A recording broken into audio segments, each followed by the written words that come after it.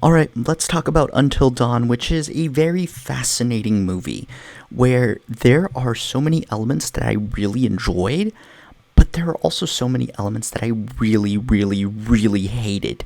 Now, let's just start off with the story, which, spoiler alert, it is not a direct adaptation of the game, but a movie that is set in the same universe as the game, but it is really hard to fully describe. Now, I'm going to try to avoid spoilers. I will talk spoilers at the end, mostly because in order to talk about what I really did not like about the movie, I will have to get into spoilers. But the story is actually really interesting as they use the time loop idea pretty well. And this is obviously advertised, which is why I'm even sharing this. And I do think that they do a good job of building the movie and the suspense through its story, and they have a really good mystery story in there. It's just that some of the plot threads are just so lazy and convenient that I will get to in some of the later parts. But the story has its super interesting moments, but it also has these really dumb, stupid moments that just left me upset and wanting more and better, especially since the highs of this movie I thought were actually pretty high, but the lows were so low that I was left torn at the end of it, and it just upset me. So I'm going to give a Hot Pocket score for the story, as I can enjoy it a lot, but like I ended up just picking one at random, and it was the flavor I didn't like. But like I'll still go through it, I'll still eat it all. It's just interesting. Now, cinematics wise, this is actually a really good movie cinematically, although I must admit some of the sound mixing was a little weird at the beginning, as the surround, the nature sounds were so loud for no real reason, and the dialogue was way too quiet. It was just a weird little sound mixing thing. I think it could be the theater adjusting the sound levels, but that was weird. But the scares were kind of there. It was very unnerving and really well made in that aspect.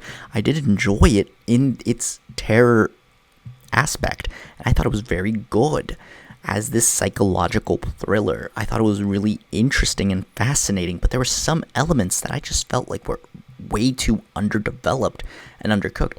And not to mention that some of these kills were just hilarious. Like, some of these deaths had me and my friends laughing our asses off, which was very funny. So, it delivers on both the thrills and the insane, goofy nature of it, which is really fun and interesting, and I do recommend checking this out in a big group of friends. Like I said, my issues are in a narrative sense that just, I can usually forgive narrative, but there are some moments where I just get so by it that I just can't accept it. But yeah, cinematics-wise, I do think this is a hand grenade movie. It is very well done in that aspect, and I do think it is worthy of seeing it on the big screen of the cinema. Directing, I thought, was pretty solid. I didn't realize it was David F. Sandberg until the credits rolled and said it was David F. Sandberg, so that was pretty cool. I do think this is pretty well directed.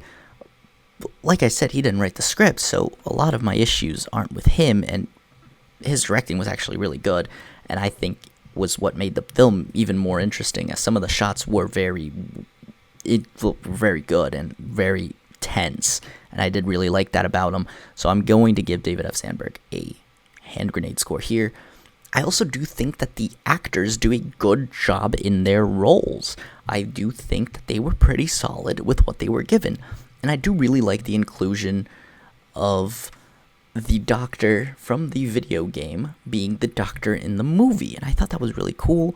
The only reason I'm not saying his name is because I forgot it already. I know it's Peter S. something, but I don't want to look it up, and I'm also scared to death to mispronounce that last name, so that's all I'm going to say there. It was really cool to bring them in, and I do like some of the Easter eggs that they have to the game.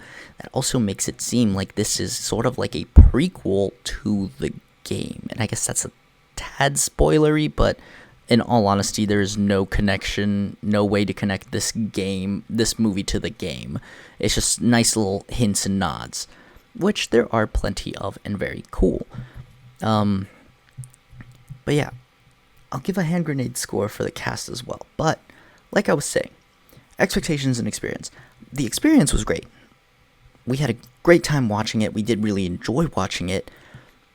But I was also kind of expecting I didn't watch a lot of trailers for this, and so I was expecting some like story beats from the game to be adapted, and they were kind of adapted, but like not the way I would have liked.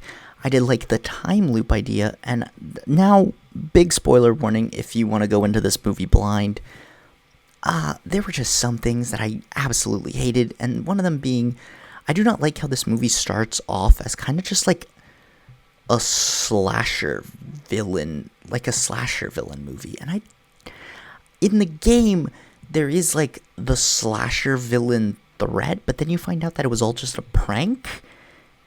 And so the fact that they focus so much on the slasher villain really upset me, because a lot of the deaths that you get in the game aren't by the slasher villain because it's not a real threat. It's mostly due to like the dumb idiot mistakes. Like, one of my favorites was drinking the water and exploding. Like, that was more like it and more interesting and more fun. And another one that's just really gripes me is how they explained the ideas of the Wendigos and how it was just a conveniently placed cassette tape. Like, that was so dumb. The gag that they have before it is really funny, but just the fact that there's just this video that explains everything just really irks me. Like, I would have rather it had been just like a bunch of files, or like not just one videotape but many videotapes. My issue is that it was just one convenient tape and not just like many that they had to find and scour and watch or read. Like, I wish there was more for them to explore and find to make it more like the game, because in the game, you're not going to find one convenient videotape. You're going to find multiple to tell the full story, and that's what I don't like. Like, it was just one insanely long tape where if it was in any other circumstance, you would have only found out half of it. And I really would have liked it a little bit more had they broken that up at least into two parts, so that way you get the first one, they're like, what was that? And then on another night, they find another one, and they put it in, and they find out the rest, and that's when they encounter the first monster. Like, they don't encounter it before that, which I think they do, which also kind of irks me there, too. But, yeah. Overall, I did enjoy the movie, but I also just have so many gripes against it that it makes it difficult to fully grasp how I feel about this movie. Like, it's tough, but I think I've talked for too long now about this movie, so I'm pretty passionate about this one, and it's not as simple as just go watch it. I do recommend you go see it. I'm going to say that this is a certified Hot Pocket movie, though. This is a movie that you will want to check out, but if you're like me and a pretty big fan of the game's story and like how you wanted to see this adapted, like, I do like the fact that they didn't adapt the game directly. I just wish that they had adapted more of like the story beats and kept some of the suspense a little bit better, and like had them find the time loop idea but not get killed by like slashers right away. Like, that's what's lame. Like, yeah, that's pretty much all I have to say. If you enjoyed, leave a like, comment down below your thoughts and opinions on Until Dawn, or if you're now planning on seeing it based on this review. Subscribe if you haven't already, and other than that, I will leave you guys to it.